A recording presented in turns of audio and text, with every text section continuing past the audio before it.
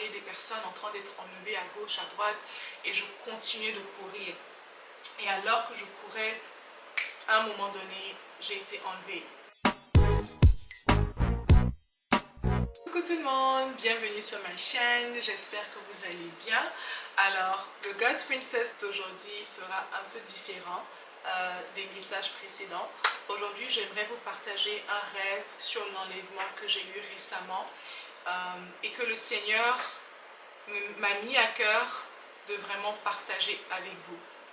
Donc déjà, je suis quelqu'un personnellement qui ne rêve pas beaucoup. Donc lorsque je rêve, je fais vraiment attention aux rêves que je reçois. Et surtout lorsque c'est un rêve sur l'enlèvement qui m'a quand même un peu secouée. Et j'ai eu le rêve, je pense, en mai. Mais ce n'est que dernièrement que le Seigneur m'a vraiment mis à cœur de le partager. Et c'est la raison pour laquelle je suis là aujourd'hui. Donc, ce que je vais faire, c'est que je vais vous partager le rêve dans son entièreté et ensuite je vais vous donner les interprétations que le Saint-Esprit m'a révélées sur ce rêve-là.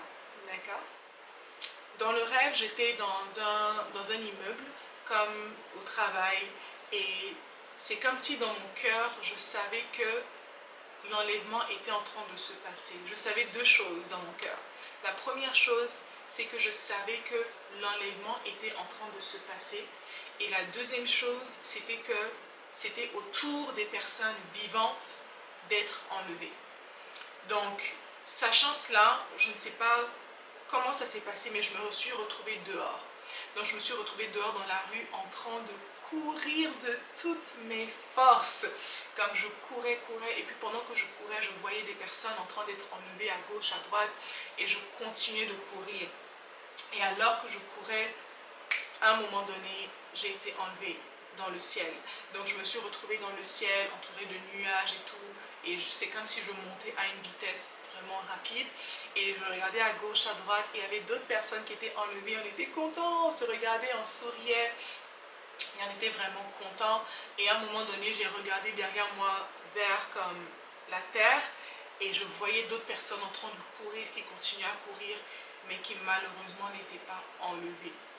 Donc j'avais des sentiments mitigés parce que j'étais contente d'avoir été enlevée, mais en même temps, je voyais des personnes rester sur terre, des chrétiens, parce que si tu cours et que ça veut dire que tu sais que l'enlèvement est en train de se produire. Donc, tu es quand même chrétien. Et néanmoins, ces personnes-là n'étaient pas enlevées. Donc, j'étais triste par rapport à ça. Fait que ça, c'était comme une première partie du rêve. Ensuite, je me suis retrouvée dans un autre bâtiment et la manière dont ça s'est fait, c'est comme si le Seigneur m'avait permis de savoir ce qui allait se passer sur la terre.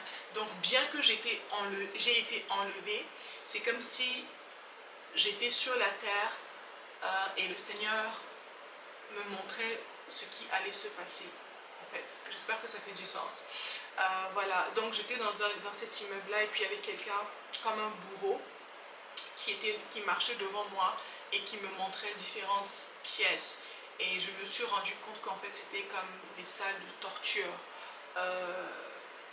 Ouais, donc je le suivais et tout. Et en fait c'était un point où on torturait des gens. Et je pense que c'était des chrétiens parce que ce sont des personnes qui ne marchaient pas selon les nouvelles normes en fait. En tout cas, c'est difficile d'expliquer, mais voilà, c'était une salle de torture en fait. C'était une salle de torture.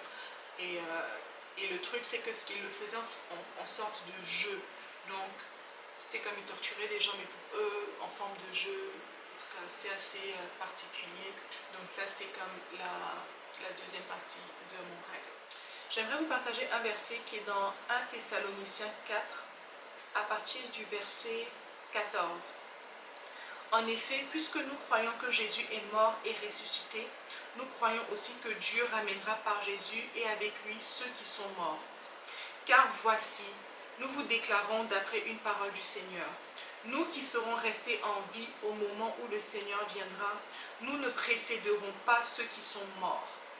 En effet, au signal donné, sitôt la voix de l'archange et le son de la trompette divine retentiront, le Seigneur lui-même descendra du ciel et ceux qui sont morts en Christ ressusciteront en premier lieu.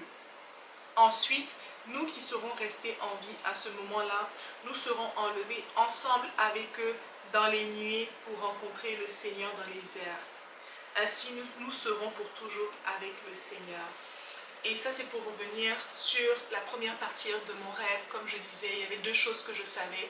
C'était une, que l'enlèvement était en train d'avoir lieu, et que deux, c'était autour des personnes vivantes d'être enlevées. Et ce verset vient comme confirmer cela. Et puis le verset confirme un peu le rêve et tout. J'aimerais vous partager aussi une petite vidéo, une illustration en fait de l'enlèvement. Ce n'est pas moi qui l'ai faite, c'est quelqu'un d'autre, et puis son nom sera indiqué dans la vidéo. Mais c'est une vidéo puissante qui illustre vraiment très bien comment est-ce que l'enlèvement va se produire. Et je pense être en mesure de pouvoir l'insérer à l'intérieur de la vidéo, de cette vidéo. Mais si jamais, pour des raisons quelconques, je ne suis pas en mesure de le faire, je vais laisser le lien dans la barre de description et je vous invite de cliquer dessus, d'aller regarder. C'est une vidéo de même pas 3 minutes, très rapide, mais qui illustre vraiment comment est-ce que l'enlèvement va se faire. Et on ne veut pas manquer ça en fait. Donc, voici les interprétations que le Saint-Esprit m'a révélées après avoir eu ce rêve. Donc, j'ai trois interprétations, ou du moins trois parties. Okay? Donc, la première partie concerne les personnes qui sont nées de nouveau et qui marchent dans la sanctification, qui sont consacrées dans leur vie, dans leur relation avec le Seigneur. À ces personnes-là, c'est un message d'encouragement, comme quoi l'enlèvement va se faire et vous serez enlevés. Donc réjouissez-vous, persévérez. La parole de Dieu dit dans Matthieu 24, verset 13, que celui qui persévère jusqu'à la fin sera sauvé. Donc je veux vous encourager, à tous mes frères et sœurs chrétiennes qui marchent tous les jours, qui portent leur croix, qui se sacrifient, qui tuent leur chair et qui marchent à contre-courant contre ce que la société nous dit, qui sont persécutés au travail, dans la société ou quoi que ce soit. Persévérer, persévérer, persévérer, parce que la parole de Dieu dit que c'est dans la persévérance que nous serons sauvés. Donc c'est un message d'encouragement, parce que vous serez enlevés et vous allez rencontrer votre Seigneur dans le ciel. Amen. La deuxième interprétation, c'est pour les chrétiens.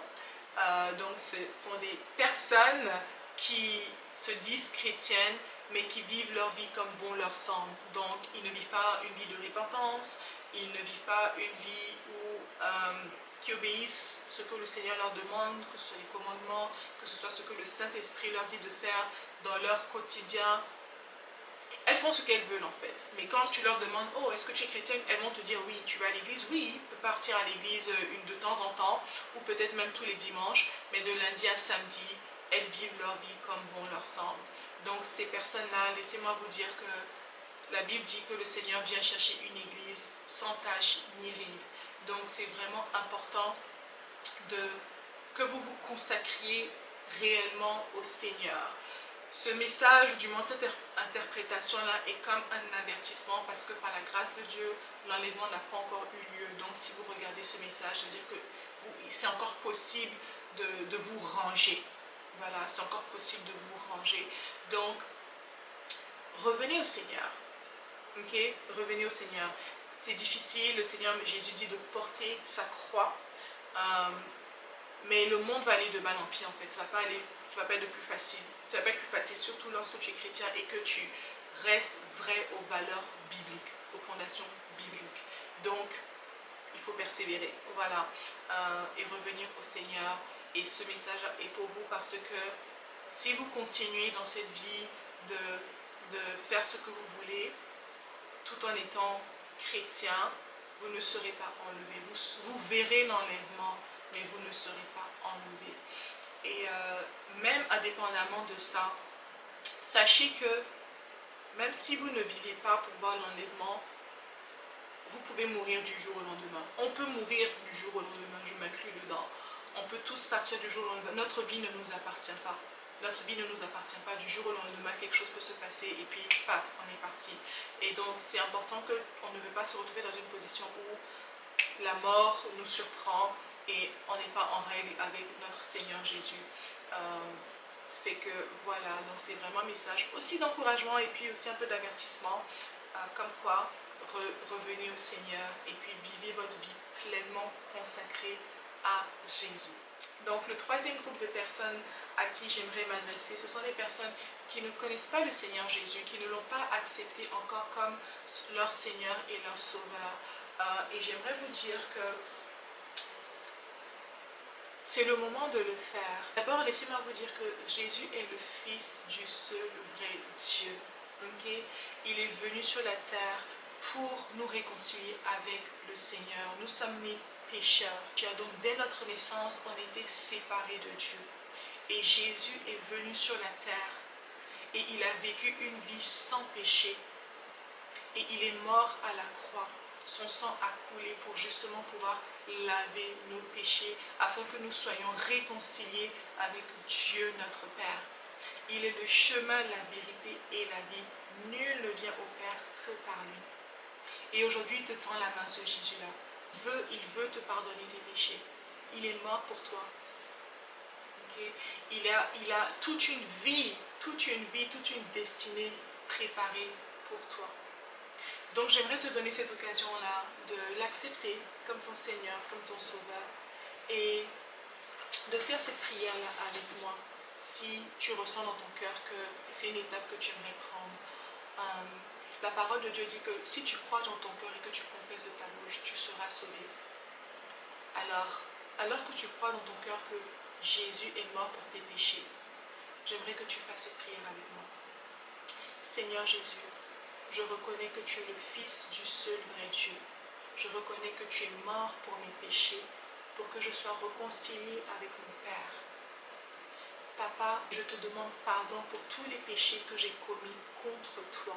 Alors que je te demande pardon, je crois que je suis pardonné et que ton sang me lave de toutes mes iniquités. Maintenant que je t'ai demandé pardon, Seigneur, je fais de toi mon Seigneur et mon Sauveur et je désire marcher avec toi pour le restant de mes jours. Donc si tu as fait cette prière avec moi, félicitations! Tu fais maintenant partie de la grande famille chrétienne, la grande famille de Jésus. La Bible dit que lorsque une seule personne se répand, il y a une grande fête au ciel. Donc sache que présentement, le paradis, le ciel se réjouissent présentement par cette étape, par cette prière-là que tu viens de faire. Et je suis tellement contente. Maintenant, Dieu est ton papa. Tu as accès à lui. À n'importe quel moment, tu te mets à genoux. De quelque soit où tu es, même pas besoin de te mettre à genoux. Tu peux juste fermer les yeux et puis appeler ton Père. Et il te répondra. Ce que j'aimerais que tu fasses maintenant, c'est de prendre ta Bible et de la lire. Tu peux commencer par le Nouveau Testament et puis lire ta Bible. Et le Saint-Esprit va te guider dans toutes choses. Et il va t'enseigner la parole de Dieu. La deuxième chose que j'aimerais que tu fasses, c'est de joindre une communauté chrétienne, une église où tu vas grandir. Maintenant que tu es né de nouveau, tu es un bébé. Et comme tout bébé, tu as besoin de parents, de frères et sœurs qui vont t'aider à grandir dans ta foi. Donc voilà, c'était le message que je voulais vous partager aujourd'hui. C'est la fin de la vidéo, j'espère qu'elle vous aura béni. On se dit à la prochaine. Bye!